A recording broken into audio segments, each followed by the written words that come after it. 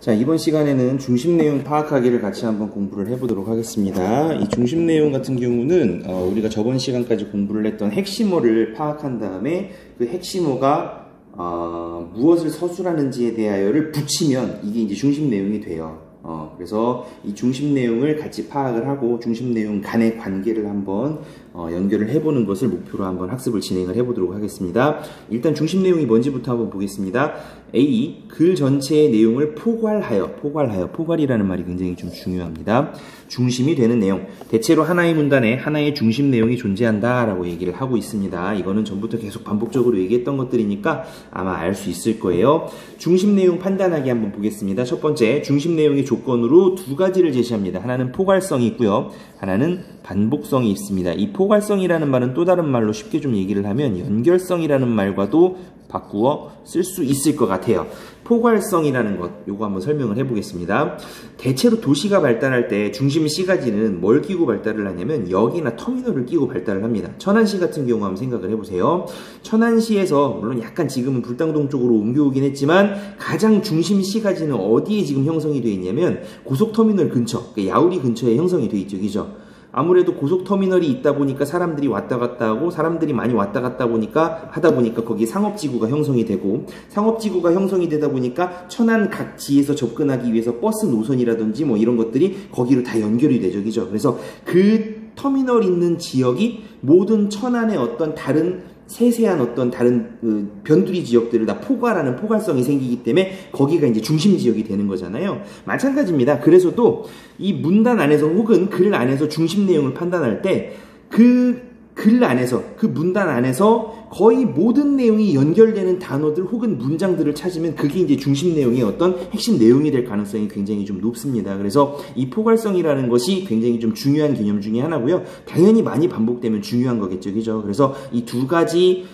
성향을 중심 내용의 조건으로 이제 우리가 판단을 합니다. 포괄성에 대해서 조금 더 얘기를 해보면 만약에 예를 들어서 배, 사과, 귤, 감 이런 과일 종류들이 글에 쭉 나열이 돼 있다고 생각을 해봐요. 이걸 포괄할 수 있는 포괄어는 뭐가 될까요? 여러 가지가 있겠죠. 그죠? 그 중에서 가장 좋은 걸 하나 고르자면 과일이라는 말로 포괄할 수 있을 것 같아요. 과일이라는 말 안에 배, 사과, 감, 귤 같은 것들이 정확히 이제 포괄이 되어지죠. 그런데 만약에 이 포괄어를 과일로 안 쓰고 뭘로 써요? 식물이나 생물 이런 식으로 써버리면 이 포괄어는 물론 이 배, 사과, 감, 귤을 포함하기는 하지만 제대로 된 포괄성을 가지고 있다라고 얘기하기는 좀 어렵겠죠. 그죠? 그러니까 너무 크게 포괄해버리면 약간 부적절해질 수도 있다는 거예요. 그래서 중심 내용을 판단을 할 때 중심 내용을 우리가 만들 때 기본적으로 포괄성을 전제로 하지만 그 포괄성은 약간의 어떤 그런 스키니함을 전제로 한다는 거예요. 그러니까 딱 맞아야 돼. 딱 맞는 옷처럼 딱 맞아야 이제 그 중심 내용에 대해서 우리가 그 포괄어를 통해 가지고 이제 우리가 판단할 수 있다는 거죠. 세세하게. 그래서 그런 것들을 우리가 한번 생각을 해볼 필요가 있겠다. 두 번째 한번 보겠습니다. 다른 모든 내용과 연결되어 있으며 그 연결의 중심부가 된다라고 얘기를 하고 있습니다. 방금 전에 했던 말과 이제 비슷한 말들이죠. 그리고 C번을 보시면 지시어, 접속, 부사와 같은 표지를 적극 활용하고 글 내용에 대한 배경 지식, 필자에 대한 지식 등을 활용하여 중심 내용을 판단한다. 책을 읽을 때 당연한 얘기입니다. 그리고 D를 한번 보세요. 진술된 내용들 중 관련되는 것끼리 분류하여 범주화함으로써 중심 내용을 찾을 수 있다. 말은 어려운데 핵심어 찾기에서도 이제 우리가 간간히 해봤듯이 문단 간에 있는 중심 내용 그리고 그 중심 내용들 간의 연결 관계를 가지고 내용을 범주화하는 것을 얘기하는 것이기 때문에 내내 우리가 활동하는 그 내용을 얘기하는 것입니다. 수능에서의 어떤 중심 내용은 어떻게 보면 하이퍼링크의 주소 같아요. 하이퍼링크가 뭔지 알죠? 그죠? 문서에서 이렇게 딱 누르면 바로 이어질 수 있게끔 주소를 갖다가 이렇게 버튼 형태로 놔두는 걸 하이퍼링크라고 하는데 그런 하이퍼링크 주소와도 같다라고 우리가 생각을 해볼 수가 있어요. 왜 그러냐면 중심 내용이라는 것은 아까 전에 포괄성이 있다고 했어요. 포괄성이 있기 때문에 그 문단 안에 있는 혹은 그 글에 있는 여러 세부적인 내용들을 포괄합니다. 그러니까 반대로 얘기를 하면 중심 내용을 가지고 세부 내용을 우리가 유추하고 추론해 볼 수 있다는 거예요. 그렇기 때문에 중심 내용의 위치와 그들의 연결 관계를 우리가 머릿속에다가 순간적으로 집어넣고서 이제 문제를 보면서 무슨 짓을 하냐면 문제는 사실상 그런 포괄적인 내용들의 연결 관계를 물어보기도 하지만 세세한 어떤 예시들과 내용들을 물어볼 가능성이 굉장히 좀 높아요. 그렇기 때문에 그 문제에서 얘기하는 세세한 내용들이 도대체 어디에 있는지를 중심 내용을 통해 가지고 우리가 판단할 수 있다는 거예요.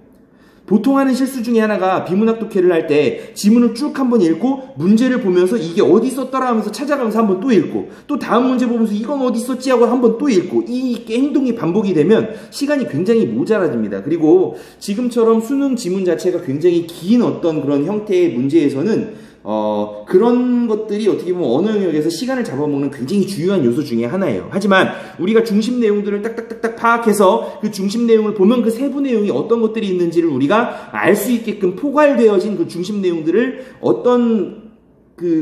걔네들이 어떤 위치에 있는지 그리고 서로 간에 어떤 연결관계를 맺고 있는지를 우리가 판단을 해놓은 다음에 문제를 들여다보면 내가 이 문제를 풀 때 어디를 봐야 되겠다라는 감이 딱 와요. 어떤 중심 내용이 이 내용이 있겠다라는 것들이 감이 딱 오기 때문에 바로 그 부분만 발췌독하면서 문제를 푸시면 어느 정도 이해가 될 수 있다라는 거예요. 그래서 중심 내용을 파악하는 능력은 수능 문제를 푸는데도 물론 굉장히 중요하다라는 얘기를 지금 하고 있습니다. 자, 넘어가서 실제적으로 중심 내용을 어떻게 파악할 수 있을지 짧은 글을 보면서 한번 얘기를 좀 해보도록 하겠습니다.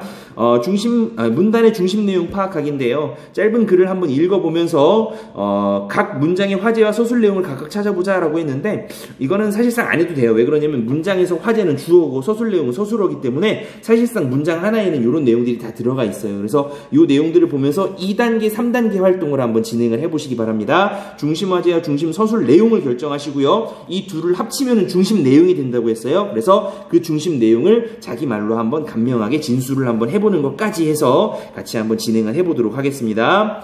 시작하시면 됩니다. 자, 간단하게 한번 같이 활동을 진행을 해보도록 하겠습니다. 일단 읽어가면서 얘기를 좀 해볼게요. 문화와 인간 사이에는 불가분의 관계가 있다.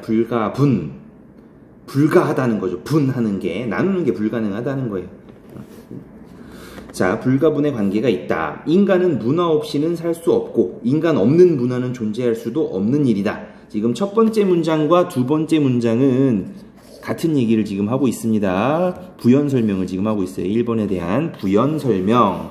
자, 그 다음 3번 문장을 한번 보겠습니다. 어떤 점에서는 넘버링을 좀 해놓고 할까요? 3번 문장이 있고 4번 문장이 있고 그 다음에 3번 문장, 4번 문장이 꽤 기네요. 그죠? 그 다음에 마지막으로 5번 문장이 있고 이렇게 이제 끝나는 것 같습니다. 어떤 점에서는 문화란 일단 기본적으로 핵심어는 이 글에서 핵심어는 문화인 것 같아요. 왜냐하면 문화가 계속 나와요. 문화. 사실 읽어보면 알겠지만 이 4번도 풀어서 얘기하는 것이 다 문화에 대해서 얘기하거든요. 또 문화가 엄청나고 제목 자체도 문화예요. 그렇기 때문에 이건 하여간 문화에 대한 얘기야. 문화란이라고 얘기를 했으면 정의의 보조사가 나왔으니까 일단 우리가 긴장하면서 좀 봐야 되겠죠.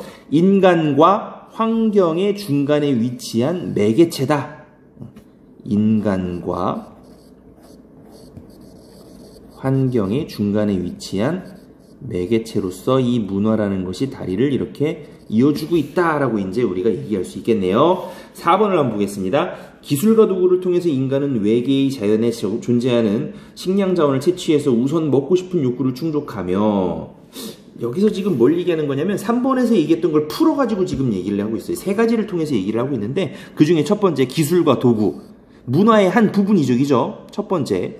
그 다음 사회 조직을 통해 사회 조직도 문화적이죠. 이것도 두 번째. 사회 조직을 통해 환경에 적응하는 과정에서의 공격과 방어를 원만하게 수행해내고 종교 및 신앙을 통해 이것도 문화예요.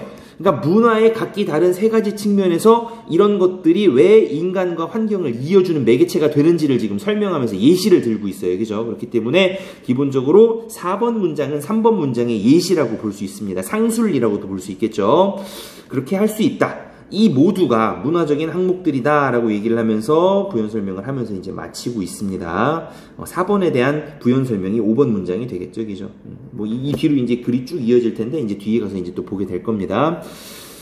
자, 화제와 서술 내용 간의 관계. 일단 화제는 아까 전에 뭐였죠? 문화였죠. 그죠? 문화. 핵심어는 문화입니다. 문화. 그리고 중심 서술 내용은 그럼 뭐였을까요? 중심 화제는 문화였고 중심 서술 내용은 뭐였어요? 문화란 어떻다는 거예요?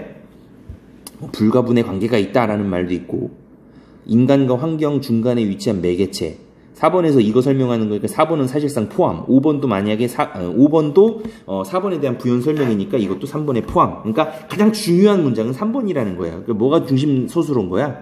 인간과 이거 그냥 가져올까요? 인간과 환경 중간에 위치한 매개체다. 이게 이제 가장 중요한 서술이고, 요것과 맥락을 같이 하면서 조금 다른 정보를 담고 있는 게, 그렇기 때문에 어떤 관계가 있다?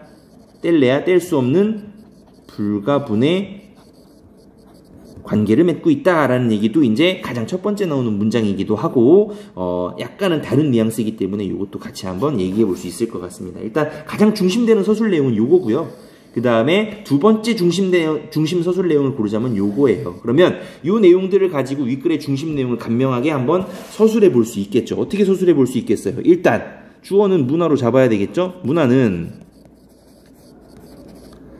인간과 아이고 다시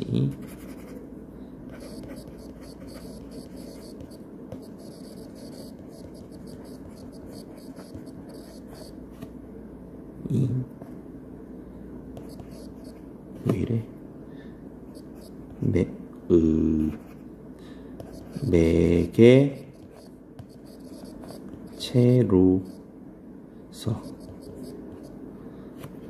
여기 이제 중심 내용인데, 여기다가 이제 아까 전에 뭐 찾은 것 중에 뭐를 추가해 줄 거냐면 불가분의 관계다라는 말이 또 새로운 정보이기 때문에 이것도 이제 한번 추가를 해주겠습니다. 인간과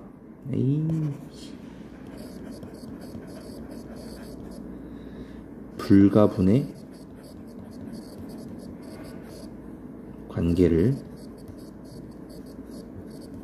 이게 지금 모니터를 세워서 글을 쓰다 보니까 글씨가 좀 개판인데 좀 이해해 주세요. 맺고 있다라고 이제 우리가 진술해 볼 수 있을 것 같습니다. 이렇게 되면은 이제 1, 2, 3, 4, 5번 문장 모두를 포괄하는, 포괄성 있고 반복성을 담보로 하는 그런 중심 문장이 만들어졌다라고 얘기할 수 있을 것 같아요. 자, 뒷장으로 또 넘어가서요. 이건 좀 특이하게 이렇게 짧게 지금 본 글에 전문이 좀 나와 있어요. 그래서 문화의 다양성에 대한 얘기, 아까 전에 우리가 봤던 그 짧은 글이 이제 1문단이거든요. 그 1문단 뒤에 이어지는 나머지 6문단까지의 어떤 글을 우리가 같이 읽고, 문단 간의 관계 파악하기, 다음 장으로 또 넘어가면 문단 간의 관계를 먼저 파악을 하시고요. 그 다음에 내용 단락 분류하기인데, 이거는 일단 그냥 관계 파악하기 정도로만 일단 놔두세요. 그래서 그것만 그려보고 내용 분류하는 건 그렇게 크게 중요한 건 아니기 때문에 그냥 내비두셔도 괜찮겠습니다. 그 다음에 중심 내용, 단락별로 중심 내용. 그러니까 우리가 하던 거 하시면 돼요. 그래서 핵심을 찾으면서 우리가 중심 내용 찾는 거 좀 시범을 했었는데, 그런 식으로 구조도를 그리시고 그 구조도별로 중심 내용, 문단별로 중심 내용을 써놓으시면 될 것 같습니다. 그렇게 활동을 한번 진행을 한번 해봅시다.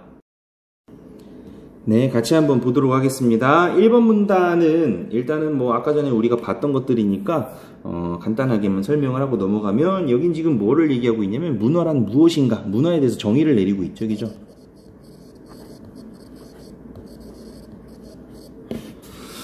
자, 일단 이 문단부터 같이 한번 읽어나가 보겠습니다. 그러나, 일단 그러나라는 말이 나왔어요. 진짜 하고 싶은 얘기가 나오겠죠? 다른 한편, 인간과 문화 간에 긴밀한 불가분의 관계가 있다는 말은 특정 인간 또는 특정의 인간 집단과 특정의 문화 형식 간의 상관관계가 있다는 것을 의미하는 진술은 아니다. 되게 어렵기는 하지만 잘 이해를 해보면, 특정의 인간이나 인간 집단이 특정한 문화 형식을 꼭 가져야 될 이유가 없다라는 거예요. 아직도 이해가 안 되면 뒤에 좀 읽다 보면 또 이해가 될 겁니다. 인간은 문화라는 수단을 통해서 환경에 적응하는 것이지만, 그 적용 수단으로서의 문화는 단지 한 가지 방법만 있는 것이 아니라 다양한 방식으로 나타난다라고 지금 얘기를 하고 있고요. 이런 것을 우리는 문화의 뭐라고 부른다는 거예요? 이렇게 영어 변기되어 있는 건 잘 보라고 했었죠, 그죠? 문화의 다양성이라고 한다라고 지금 얘기를 하고 있습니다. 인류학의 모든 분야들이 이런 문제를 중점적으로 다루고 있다라고 얘기를 해요. 그러니까 이 글의 전체적인 주제는 문화의 다양성, 요걸 가지고 이제 얘기를 하게 될 것 같아요. 사실상 또 이제 보면 알겠지만 제목 자체도 그거예요. 그렇죠? 그렇기 때문에 우리가 거기에 초점을 맞춰서 한번 보도록 하겠습니다. 3문단을 한번 볼게요. 일단 뭐 이건 중심 내용 자체가 그냥 문화의 다양성이라고만 진술해도 괜찮을 것 같아요. 문화는 다양하다. 자, 각 사회마다 사람들은 일상생활상의 문제들을 다른 식으로 해결해 나간다. 물론 여기에는 개인적인 차이도 있지만 같은 사회 내의 사람들에게는 고도의 규칙성이 나타나고 있다. 어떤 사회에서는 길에서 친지를 만나면 정열적으로 끌어안고 얼굴을 부비기도 하지만 일본 사람들 같이 정중히 거의 90도의 절을 하기도 한다. 여기에서 분명히 알 수 있는 것은 지금 여기에 계속해서 지금 그 지시어가 지금 나오거든요. 보시면 일본 사람들은 잠깐만요. 어디에 있었지? 여기에서 분명히 말할 수 있는 것은 그 어느 식의 인사 방법도 절대적인 방법이라고 할 수 없다는 점이다. 일본 사람들은 선천적으로 그런 인사 방법을 갖고 태어난 것이 아니라 다만 그런 전통이 있는 나라에 태어나서 그것을 학습한 결과에 불과하다. 이것을 다른 식으로 표현한다면 특정 문화의 사람들은 바로 지금 따르고 있는 그런 문화를 가지고 태어난 것이 아니라 후천적으로 학습한 것. 후천적이란 말이 가장 중요한 말입니다. 선천적으로 가지고 태어난 게 아니라는 거예요. 후천적으로 학습한 거라는 거예요. 특정 문화와 특정 인간 집단 간에는 직접적인 상관관계가 없다고 말해도 좋겠다. 이것은 해외의 한국인 교포 2세, 3세들의 모국의 관습에 불편을 느끼고 있는 데서도 잘 나타나고 있다. 지금 이 문단에서 가장 중요한 단어는 이 단어예요. 후천적이다. 문화라는 것은 후천적으로 만들어지는 거야. 그래서 아까 전에 우리 이 문단에서 잠깐 얘기를 했었지만 특정의 인간이 특정 문화를 꼭 가져야 될 이유, 상관관계가 있다는 거예요? 없다는 거예요? 없다는 거예요. 우연히 그렇게 된 거라는 거야. 자, 계속 한번 보겠습니다. 이거 어떻게 정리할까요? 후천적이라는 말을 써서 문화의 다양성은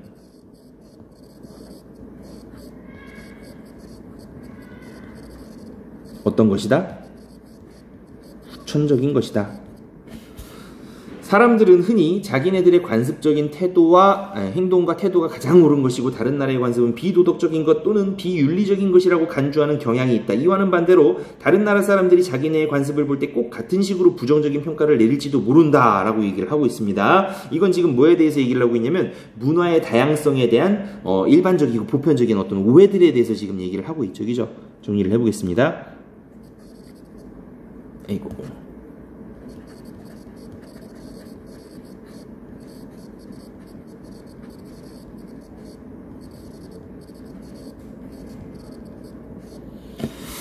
자, 이 내용이 어떻게 이어질지 한번 보겠습니다. 5번. 거의 모든 인간 사회에서 특정의 음식물을 꼭 사용해야만 하고 또 어떤 것을 금지해야만 하는 규정, 즉 음식에 대한 금기 또는 타부 현상이 나타나고 있다. 타부 현상. 이게 이제 이 문단의 핵심어입니다. 힌두교도들은 쇠고기를 먹지 않으면 회교도들, 이슬람교죠. 돼지고기를 먹지 않고 미국 사람들은 개, 말고기를 탑으로 규정하고 있다. 유태인들은 물고기 중에 그런 건 먹지만 오스트레일리아에서는 또 그런 건 안 먹는다. 이런 식으로 사실상 인간이 소화시킬 수 있는 모든 음식물은 어디에선가 사람들에 의해서 식량으로 소모되고 있다. 그러나 다른 한편으로 모든 먹을 수 있는 동물은 어디에선가 누구에게는 타부로 규정되어 먹는 것이 금지되어 있다. 이게 지금 뭘 얘기하고 있는 거예요? 타부라는 것을 가지고, 타부 현상이라는 것을 가지고, 금기 현상이죠. 문화의 다양성에 대해서 설명하고 있어요. 문화의 다양성에 대해서 설명을 하고 있습니다. 자, 그 다음 마지막 문단입니다. 가장 중요한 문단이에요. 이와 같이 결론이 나오겠죠. 다양한 문화들 간에는 그 어느 것이 더 좋고 옳은 것이며 또 어떤 것이 더 나쁘다거나 틀린 것이란 평가를 내릴 수는 없다. 단순한 예로 우리나라의 부인들이 치마 저고리를 입고 일본의 부인들이 기모노를 입지만 그중 어느 것도 옳다거나 틀렸다는 평가를 내릴 수는 없는 일이다. 사촌 간의 혼인을 금하는 관습을 가진 우리가 사촌 간의 혼인하는 것을 용인하는 어떤 다른 나라 사람보다 더 선진적인 것도 더 개화된 것도 아니다. 상황이 다르다는 거죠. 그런 나라에서는 그럴 만한 이유가 있고 이에 관련된 다른 문화 요소들이 그런 특정 관습을 허용하게끔 짜여져 있다. 함부로 판단하지 말라는 거예요. 이와 같이 한 번 더 결론을 짓네요. 각 사회의 문화 간의 차이는 상대적이다. 이게 이제 가장 중요한 말이 되겠네요. 그 사회의 문화는 그 사회의 성원들에게는 가치가 있지만 다른 형식의 문화를 가진 사람들에게는 기이한 것으로 보일지도 모른다. 문화 간의 비교 연구에 많은 관심을 두고 있는 인류학자들에게는 반드시 이런 문화의 상대성, 영어가 병기되어 있네요. 문화의 상대성을 인정할 것이 요구되어지고 있다. 지금 여기서 주장하는 건 뭐예요? 다양성을 어떤 말로 지금 대체해서 얘기를 하고 있죠? 오히려 이 말이 우리한테는 조금 더 익숙하죠, 그죠? 문화의 다양성 내지는 문화의 상대성을 어떻게 하자는 거예요? 인정하는 것이 옳다라고 지금 얘기를 하고 있습니다. 이렇게 이제 글 내용을 분석을 좀 해봤고요. 이 분석된 내용을 통해 가지고 우리 문단 간의 관계를 한번 알아보도록 하겠습니다. 뒤에다가 쓸까요? 자, 위 글을 읽고 문단 간의 관계를 분석해보자 하고 내용 단락별로 중심 내용을 파악해보자 요거를 같이 한번 가져가 볼게요. 일단 1문단에서는 지금 뭐라고 얘기를 하고 있어요? 문화란 무엇인가?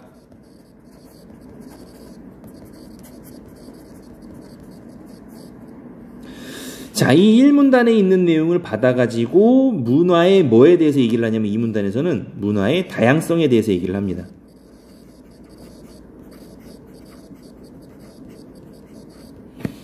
자, 이 문화의 다양성을 얘기를 할 때 가장 먼저 얘기하는 속성, 이 글쓴이가 가장 먼저 요구하는 속성, 뭐라고 하는 거죠? 후천적인 거다. 문화와 인간이 연결되는 건 후천적인 거다. 타고나는 게 아니다. 그렇기 때문에 필연적이지 않고 상관이 있지가 않다라는 얘기를 3번에서 이제 강력하게 얘기를 하죠. 그리고 난 다음에 하는 얘기가 다양성에 대한